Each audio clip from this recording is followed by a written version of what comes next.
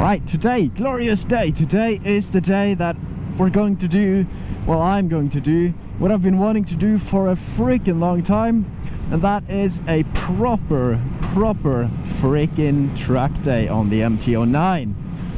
So as of right now, we've got Rookie MC up there, we've got Moto Balance next to me, next front, they're both there. So oh god, I am excited to be doing a track day.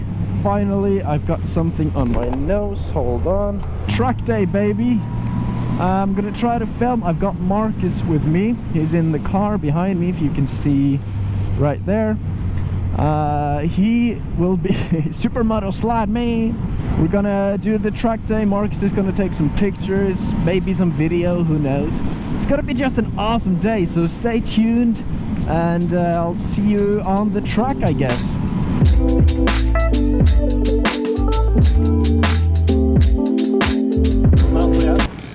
God damn, dude. You're so white. That's just rude, man.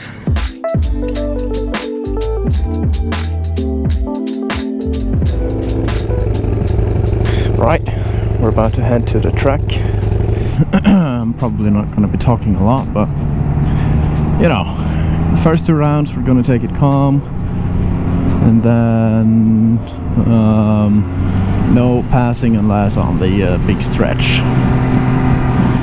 Alright, so this is future Drakenhoff here, recording this voice after the fact that I've been on the track. The thing is that I forgot to record between the sessions on the track, so I'm sorry about that, but what that essentially means is that this video isn't really connected well, so I figured I'd just, you know, make a kind of a talking video out of this one and tell you a little bit about why I went to a track day and what I learned and some stuff like that. But at the same time this video is going to be released, I will be releasing a raw riding video from one of my more confident laps or sessions on the track. So hopefully you guys will enjoy that as well.